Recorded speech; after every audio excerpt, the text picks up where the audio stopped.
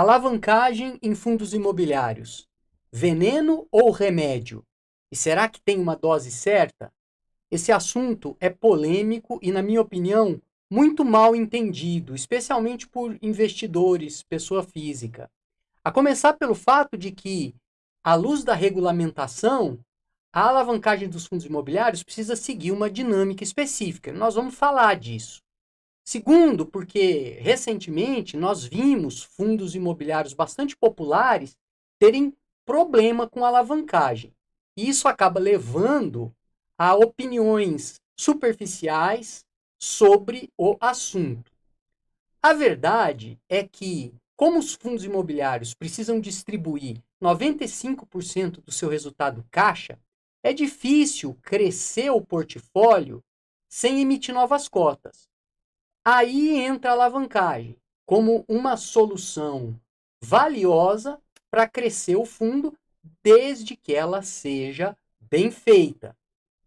Um trabalho realizado, uma pesquisa feita para o MBA em Real Estate da Poli Integra e orientada pela professora doutora Carolina Gregório, estudou esse assunto. E hoje eu estou aqui com o autor, Leonardo Saraiva. Bem-vindo, Leonardo. Vamos começar como eu sempre começo. Quem é você no universo dos fundos imobiliários? Tudo bem, Fernando? Tudo bem, pessoal? Obrigado, primeiramente, acho que pela oportunidade de poder trazer aqui e abordar um pouco mais do tema, e tanto para quem tiver interesse, para investidores, para os próprios gestores, acho que é uma oportunidade bem interessante de poder estar aqui falando um pouquinho mais sobre o assunto, e agradecer também de quem participou nesse processo comigo e super próximo a professora Carolina Gregório, que me orientou aí durante deu um pouco mais de ano até, e acho que o projeto ficou bem legal, assim, com a parceria com ela. Mas vamos lá, quem que é o Leonardo no mercado, né? Eu sou formado em engenharia civil, comecei minha carreira ali atuando em construção, em obra, então tive ali um processo, acho que de toda a incorporação, comecei ali na parte de construção de projetos residenciais aqui em São Paulo, mas sempre tive essa curiosidade de migrar para uma área de negócios. Eu comecei a fazer alguns cursos e a partir daí eu tive uma migração ali para uma área de investimentos em incorporações imobiliárias aqui em São Paulo, fazendo gestão de uma carteira de participação direto em SPE de determinados desenvolvimentos que a gente tinha de médio e alto padrão aqui em São Paulo. Já acho que bem aprofundado no tema, sabia que era o caminho que eu queria seguir. A partir daí eu comecei a buscar o curso de MBA da Poli, né? E aí acabei escolhendo justamente o da Poli ali, o da USP. E foi onde eu pude desenvolver esse trabalho, né? E exatamente lá foi onde surgiu a oportunidade para eu atuar onde eu estou hoje, é um multifamily office, e aqui eu sou um dos responsáveis por fazer a alocação no âmbito imobiliário, né? Isso está tanto na parte de ativos privados quanto na parte de ativos públicos. E aí nos privados tem tanto a parte de equity quanto de dívida, e nos públicos é onde a gente encaixa aqui os fundos imobiliários. E essa alocação acaba sendo tanto no mercado onshore quanto no offshore. Então, isso eu acho que gera uma boa base, uma base rica de comparação entre os dois mundos, e esse é um dos porquês eu acabei escolhendo esse tema para aprofundar no MBA. Muito bem. Leonardo, quando eu li sua monografia, na hora eu pensei, poxa, essa reflexão é importante. E ela é mais importante do que parece. Ela tem a ver, como eu até já antecipei na abertura, tem a ver com o potencial de crescimento da indústria. Porque os fundos imobiliários brasileiros, diferentemente dos REITs nos Estados Unidos, não podem acessar o mercado de crédito normalmente. Eu vou pedir para você comentar um pouco sobre isso, né? Eles precisam usar essa alavancagem como as regras permitem, né? E aí existe um recurso específico que precisa ser usado. Mas se uma parcela dos investidores demonizar a alavancagem, como a gente até vê por aí acontecendo, por falta de entendimento, por falta de esclarecimento, o crescimento potencial da indústria é menor, fica achatado. Então vamos começar explicando como um fundo imobiliário pode se alavancar? Claro. Hoje existem duas formas que os fundos imobiliários eles acabam se alavancando, né? A primeira é o que a gente chama de sellers financing, que é quando o fundo imobiliário faz a compra de um imóvel parcelado. E nesse caso, vamos colocar um exemplo aqui na mesa. Um ativo que vale 100 milhões, o fundo imobiliário negocia ele para comprar por 50 milhões como entrada e depois duas parcelas anuais, cada uma de 25 milhões. Nesse caso, ele está fazendo uma compra parcelada, ele já está recebendo 100% da receita daquele empreendimento, porém Importante. você ainda tem aquele saldo, aquela obrigação com o vendedor. E muitas vezes vai ali de qual foi o modelo de negociação utilizado pelo fundo com o vendedor, se essa parcela residual vai sofrer algum ajuste por algum indicador, muitas vezes inflação mais alguns juros, ou propriamente o CDI. E tem a segunda forma, que aí é muitas vezes o modelo que vem, assim, que foi mais utilizado, acho que no histórico da indústria, que é por meio da securitização. A securitização, ela consiste num crédito estruturado com lastro imobiliário. E esse lastro, para o fundo poder emitir essa dívida, ele toma como lastro os contratos de aluguel que ele tem com os inquilinos dentro do fundo, nas propriedades que compõem esse portfólio. Então, a partir de um determinado fluxo ao longo do tempo, ele consegue antecipar essa receita por meio de um CRI. E isso justamente gera a liquidez necessária para o fundo, muitas vezes fazer uma aquisição, uma reforma, e aí depende muito da cabeça do gestor de como que ele vai conseguir alocar o capital nesse sentido. Então, a securitização de recebíveis é a chave para alavancagem da maioria dos fundos, como você bem colocou. Esse é o recurso mais utilizado. O Sellers Finance também, eu sinto que um pouco mais agora, Uhum. né, mas securitização é mais comum. De fato, é um mecanismo que tem vantagens, mas exige uma análise que muitas vezes é complexa. Por exemplo, no seu trabalho você trouxe uma coisa que eu achei muito interessante, você alerta que, entre outras coisas, né, que o tipo do imóvel que vai ter o seu fluxo de aluguéis securitizado e que vai servir, portanto, de lastro para aquela estruturação, importa, né, se é eu imagino eu que se é uma laje corporativa é uma coisa, se é um galpão é outro, eu queria que você comentasse isso e, adicionalmente, o que mais que no seu estudo apareceu como pontos que merecem atenção quando se avalia, se analisa uma operação de alavancagem. A securitização, e até o nome que a gente chama mais comum de mercado, é via os CRIs, né, que seriam certificados de recebíveis imobiliários, e eles acabaram ganhando bastante representatividade nesse mercado, muito por se tornar um modelo de acesso mais personalizável, e realmente acessível para os fundos. Além do que, na outra ponta, esses créditos eles acabam sendo isentos para a pessoa física. Então, acontece que você tem uma demanda também ali pelo lado do investidor de ter esse produto.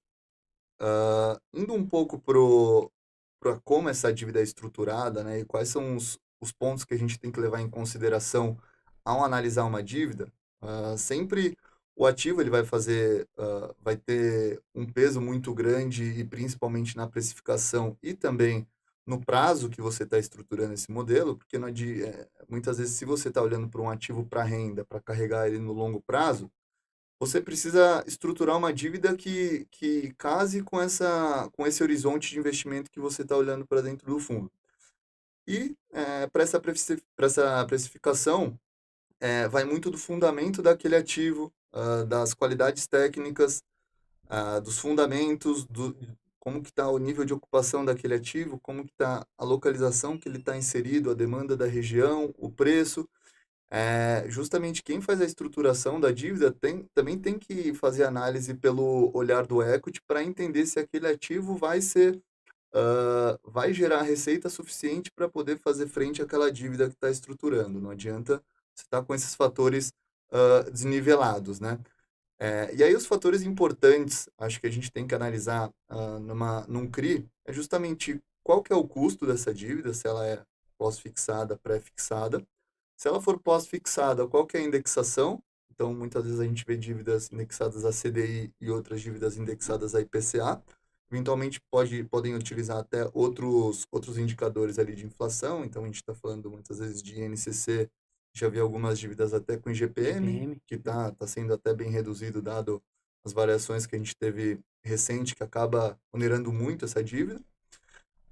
Outro fator importante é justamente analisar o prazo, e o prazo ele está meramente interligado com o custo da dívida, porque quanto mais longo prazo, automaticamente você tem mais risco na operação, mais liquidez, então isso exige mais prêmio.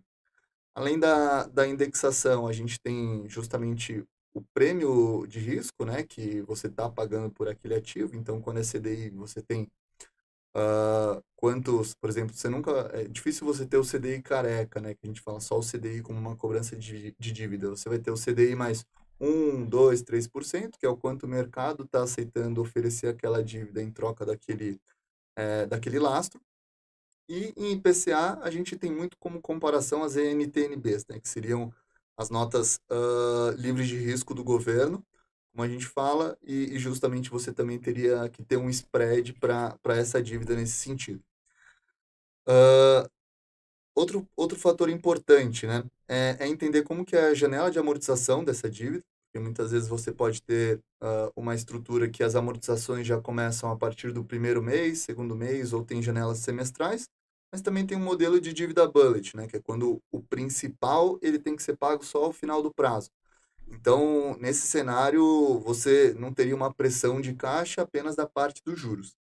Além disso, é importante entender se essa dívida foi estruturada com alguma carência, e aí a gente tem carência tanto de principal como de juros. Pode ser que algum fundo estruture uma dívida que fique 1, 2 anos sem pagar, por exemplo, o principal, e parte desse período sem pagar juros.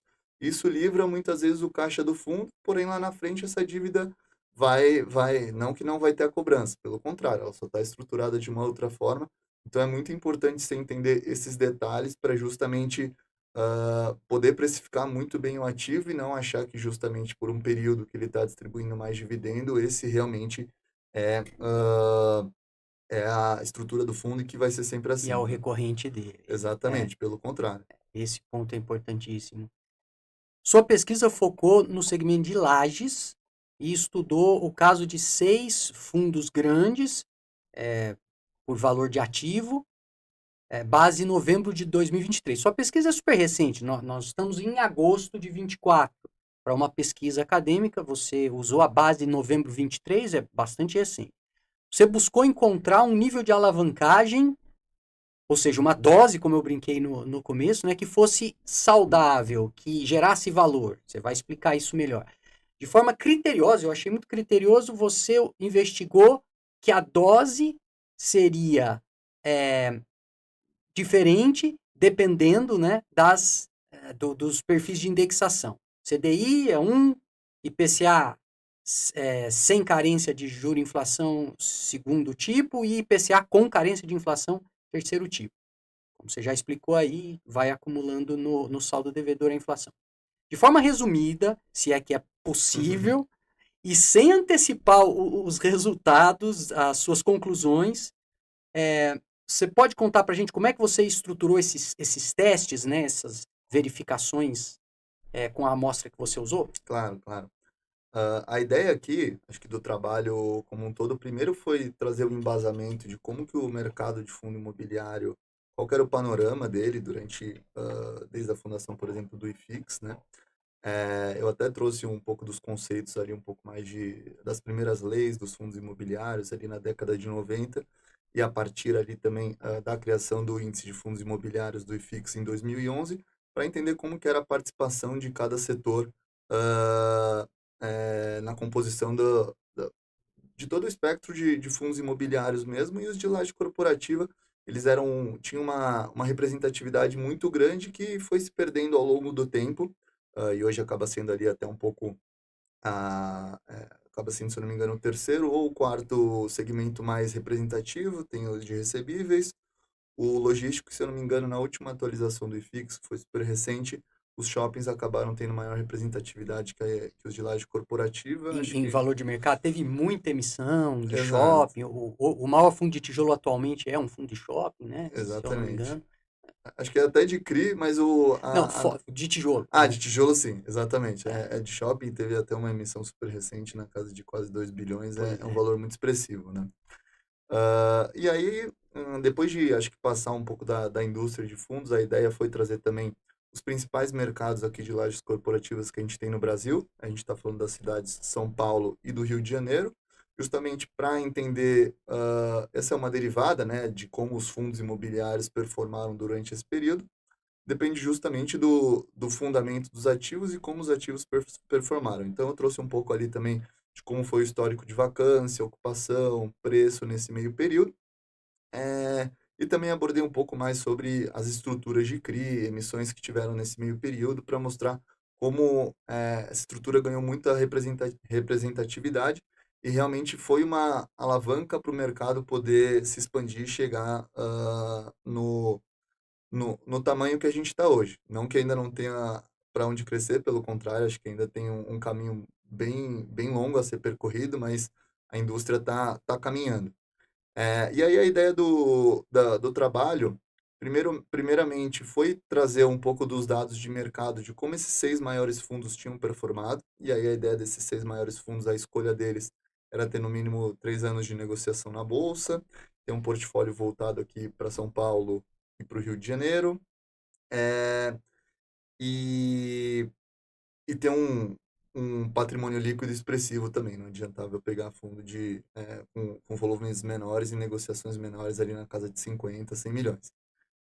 Dadas essas informações, aqui a ideia foi puxar desde o momento que a gente tem a liberação ali dos informes mensais, como se fosse um balanço dos fundos que Uhum. são liberados ali são liberados pelos administradores, foi entender como que foi a variação do valor patrimonial desses fundos, como que foi a distribuição de dividendos ao longo do período, como que foi o nível de alavancagem desses fundos, também ao longo de todo o período, eh, e como que se comportou a cota mercado. Então, já nessa análise, a gente pode perceber que os fundos, é realmente a correlação entre os fundos que tiveram um crescimento de alavancagem, a queda de dividendo ela é muito perceptível já nessa primeira abordagem que eu trouxe. E você vê que os fundos que se mantiveram com uma menor alavancagem, ao longo do tempo conseguiram ser mais estáveis ali a nível tanto de distribuição de dividendos quanto segurar ali o valor de cota mercado. E por outro lado, os que tiveram um crescimento de alavancagem muito expressiva, num determinado cenário ali, eventualmente de subida de juros ou de inflação mais alta, acabaram tendo uma necessidade de recurso direcionado para a dívida muito alta, que dragou o resultado e justamente reduziu o dividendo e E aí, automaticamente a cota perdeu valor ali na bolsa, né? Acho que esse foi um primeiro movimento muito perceptível e isso que instigava, acho que esse estudo de entender o que seria um grau de alavancagem, não é não correto, mas eu digo adequado para esse determinado cenário, esse período de análise, né? O período está entre ali 2016 e 2000 e final de 2023. Então, acho que vale esse disclaimer que é para esse período que a análise se valeu. pesquisa é sempre assim. Eu Exato. falo sempre aqui nos papos do Observatório, na série de pesquisa aplicada. Pesquisa acadêmica, pesquisa científica é uma amostra em um recorte temporal. A gente Exato. conclui coisas que podem ou não ser generalizadas, né? Mas fala um E, pouco sobre desculpa te interromper, mas claro, fala um pouco sobre o protótipo. Aí você claro. criou um fundo protótipo e que depois você fez alguns testes com ele, simulou coisas, mas essa já é a próxima pergunta. Explica como você criou esse fundo protótipo. Claro. A criação do protótipo, qual que era a ideia aqui? Era pegar um fundo imobiliário que tivesse ali um histórico expressivo e com um portfólio muito mais, eh, a concentração dele tivesse muito bem relevante ali em São Paulo e Rio de Janeiro, e aí o fundo que eu escolhi justamente está com essa concentração muito interessante. Esse fundo teve início lá em 2011 com 60 milhões de reais. Atualmente, se a gente pega o patrimônio líquido dele, está ali na faixa de 2,3 bilhões. Então, é um fundo que teve um crescimento muito expressivo ao longo do tempo. E aí, eu puxei ali desde 2016, que foi quando eu consegui ter acesso aos informes, como que estava o patrimônio líquido do fundo, todas aquelas informações que eu já passei ponto a ponto, e entendi também o que tinha de obrigações por imóveis, que seria a compra parcelada, e obrigações por securitização de recebíveis, que seria aquela estrutura de securitização de CRI que a gente comentou. A ideia aqui foi deixar uma base totalmente desalavancada. Então, essa dívida que tinha, só tinha uma contraída lá em 2021. Eu transformei essa dívida em equity, então era como se ele tivesse feito uma nova emissão. Mantive o valor de ativo, tirei esse passivo e ficou para basicamente tudo como um patrimônio líquido mesmo do fundo. E a ideia aqui era eu estressar cenários com diferentes níveis de alavancagem para entender como que se comportaria tanto a distribuição de dividendos quanto a variação de patrimônio líquido e automaticamente a soma dos dois e a performance do fundo nesse período. Aí, porém, e aí a ideia foi fazer isso com três tipos de dívida, né? A dívida indexada a CDI, CDI+, a dívida indexada a IPCA+, só que esse IPCA sendo pago mensalmente, e um terceiro modelo que o IPCA acumulava no saldo devedor da dívida e você tinha somente pagamento de juros. Mas como que eu definia esse CDI mais o quê, IPCA mais o quê? Eu peguei desses 6 fundos que que eu estava analisando, peguei todas as dívidas que eles tinham emitido, puxei ali o histórico, os que foram em CDI, tirei a média para ver o spread, estava ali na faixa de 1,7, nessa faixa. E fiz o mesmo para os de IPCA. Peguei as dívidas que foram indexadas a IPCA, peguei as NT em vez de referência de cada dívida que foi emitida e calculei o spread. Ali, e aí deu um pouco mais baixo que 1,7, ali, se não me engano, foi 1,3.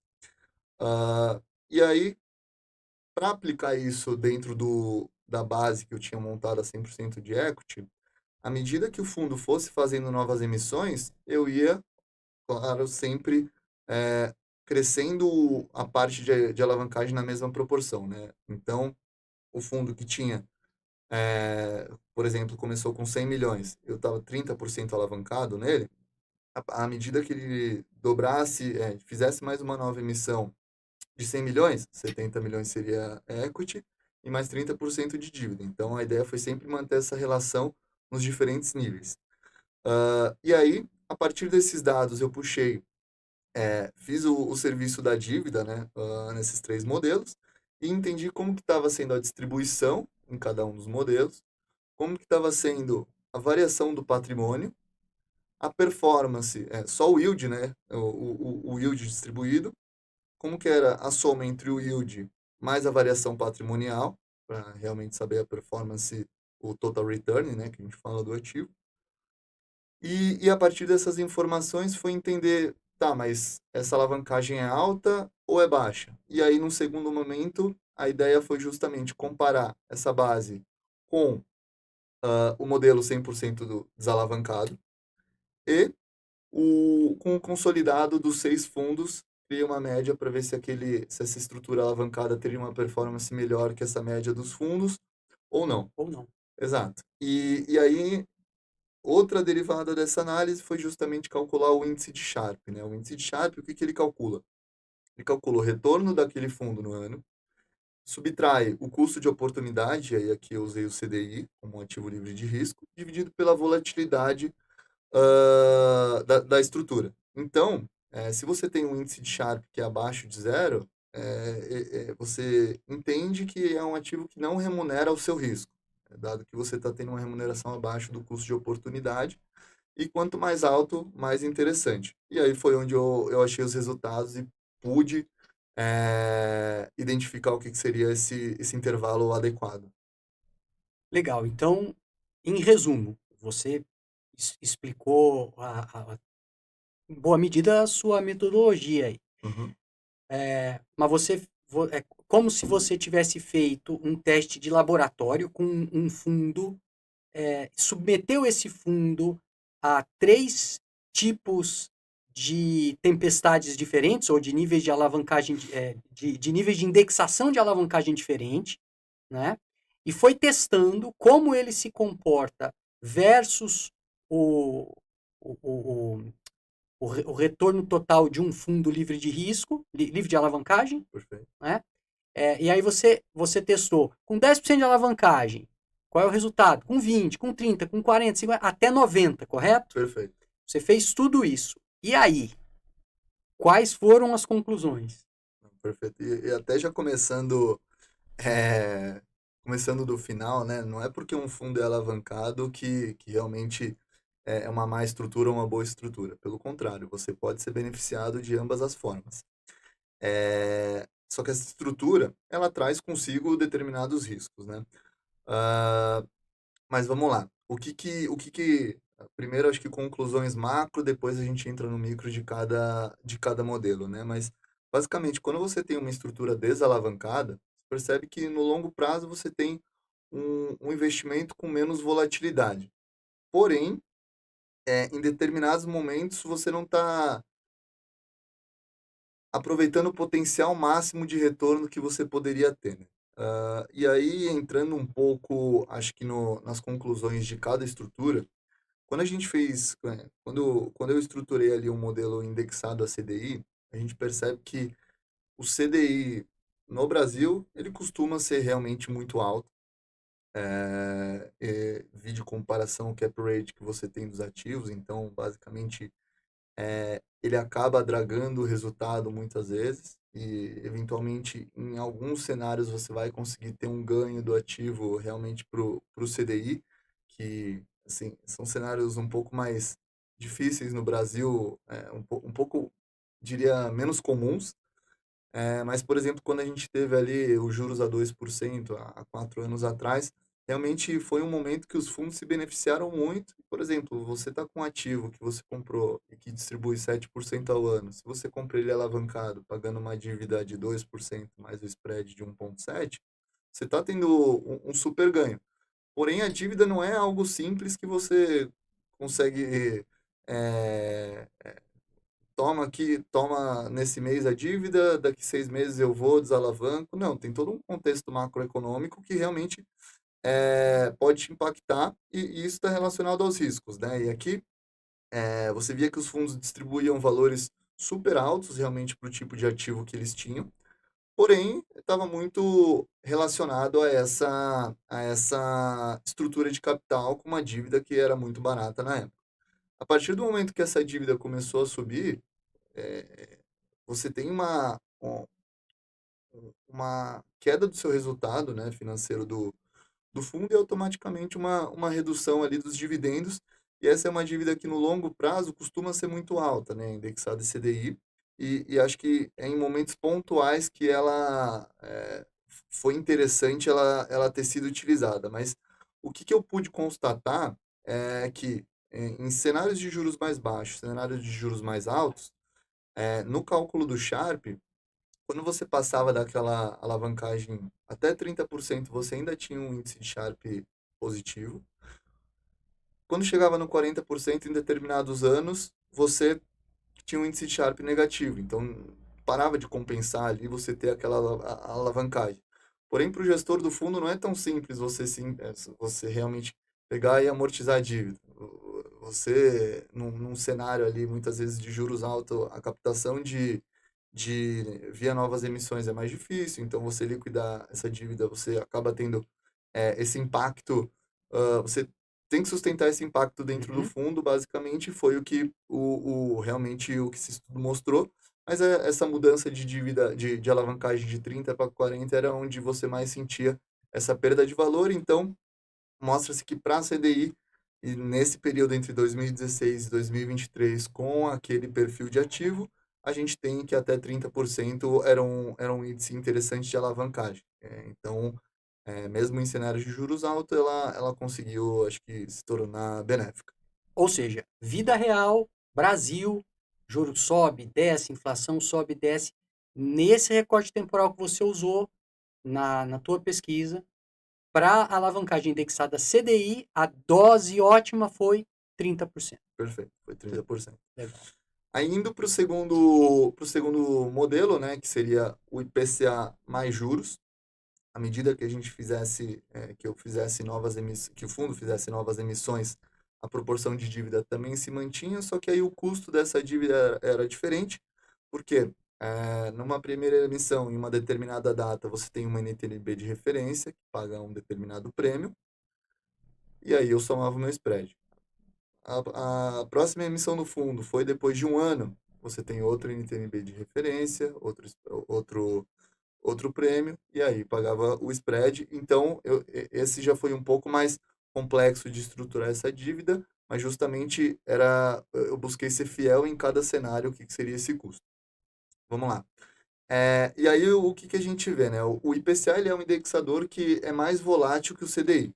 O CDI você tem as mudanças via o Banco Central, então costumam ser de 45 dias e essa variação tende a ser menor. O IPCA é no mês a mês que sai, então tem mês que acaba sendo muito alto, ali no cenário de Covid e inflação acima de 1%, mas depois você também teve período de deflação e isso acaba impactando diretamente no seu mês a mês do fundo que está alavancado. Então, a gente via que em momentos que a inflação realmente era bem reduzida, os dividendos do fundo tinham capacidade de pagar um valor realmente muito expressivo e bem interessantes. Porém, num momento de inflação mais alta, você também dragava muito o valor do fundo. Mas você ainda tinha também uma rentabilidade interessante no composto e fazendo aquela mesma análise de Sharpe, a gente chegou numa estrutura muito similar ali de alavancagem. Quando passava dos 30%, realmente você tinha aquela virada do índice de Sharpe positivo para o negativo. Então, realmente foi um estudo que mostrou que nesse modelo, com IPCA, mais pagando tanto a parcela de IPCA no mês a mês quanto a parcela de juros, você poderia chegar até 30%.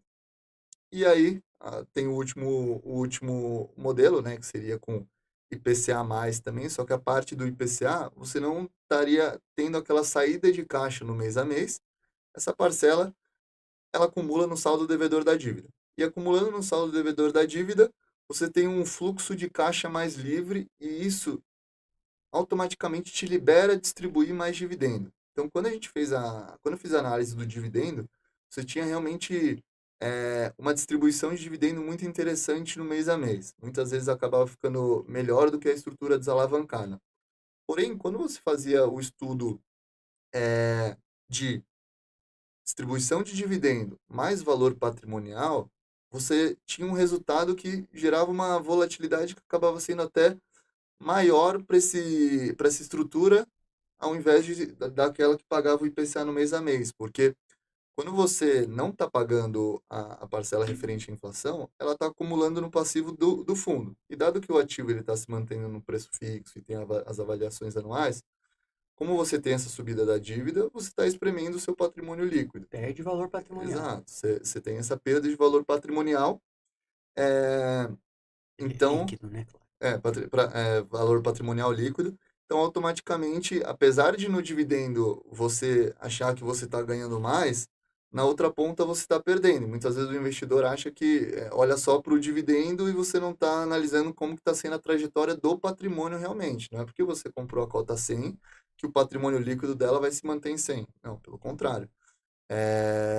E justamente essa análise, quando a gente ia para o índice de Sharpe, ela tornando um pouco mais volátil, você tinha o seguinte, quando você fazia as análises ali nos índices de alavancagem, ela ia bem, ia positiva, o índice Sharpe ia positivo até 20%. Quando chegava a partir de 30 em determinados anos, você já tinha essa virada para o negativo e deixava de fazer sentido.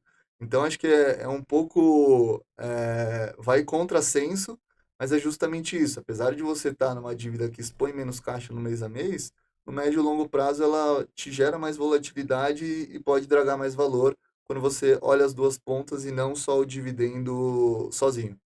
Então, para uma alavancagem indexada a IPCA+, com carência de juro, a dose tem que ser menor para a gente ter um resultado saudável da alavancagem. Essa foi Com carência de inflação, né? com carência de inflação. Isso. A alavancagem, a dose é menor do que nos outros dois modelos de indexação. Perfeito. Legal, muito interessante.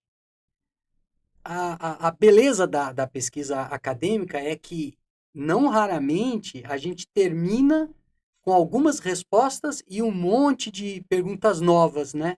Sempre ouço isso de pesquisador.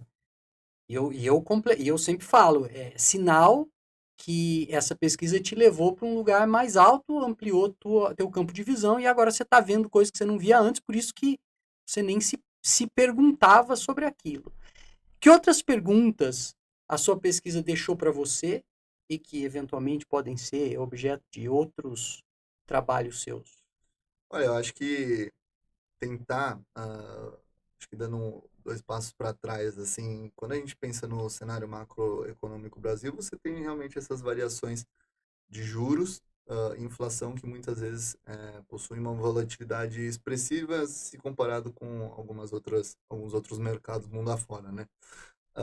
E acontece que foi um estudo denso, mas acho que seria interessante buscar também modelos de estrutura de capital que você tenha uma mescla, né, entre uma dívida indexada à CDI, com indexada à inflação e tentar mesclar isso, tentando achar alternativas que sejam mais eficientes para um fundo imobiliário, né?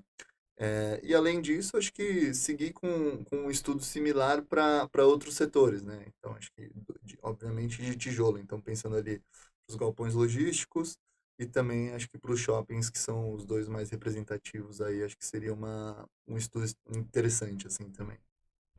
Excelente, Leonardo, obrigado pela conversa, parabéns de novo pela pesquisa. Eu acho de verdade que todo gestor precisa conhecer teu trabalho, dar uma lida no seu trabalho. Eu realmente acho que contribuiria muito para esse processo gradual de sofisticação dessa indústria de fundo imobiliário que a gente tanto gosta, né? E eu sempre falo, eu sou um entusiasta de fundo imobiliário, invisto em fundo imobiliário desde 2001, muito antes deles serem listados. Obviamente que a alavancagem não é ruim em si. Obviamente, isso não só para fundos imobiliários, né? A gente sabe, o mercado imobiliário de incorporação, por exemplo, usa a alavancagem muito bem para amplificar seus resultados, né? Mas é preciso entender cada vez melhor como a alavancagem vai beneficiar cada, aqui no nosso caso, cada fundo imobiliário especificamente. E como você bem mostrou, depende do perfil do imóvel, depende de uma série de coisas e tem que sobreviver ao Brasil, porque nós não somos o Japão, nós somos o Brasil, né? Espero que você continue estudando, fazendo pesquisa aplicada ao setor. A gente precisa muito disso. E eu quero te ver novamente aqui no Observatório de Fundos Imobiliários. Show, muito obrigado, Fernando. Foi um prazer participar e sempre à disposição aí. Acho que foi um prazer realmente poder trazer a tese e expandir para mais pessoas aqui. Obrigado, Leonardo. E você é gestor, é analista, é investidor institucional, fundo imobiliário é o seu negócio? Então, contribua para o desenvolvimento de pesquisa aplicada ao setor. Conheça o trabalho do Observatório de Fundos Imobiliários.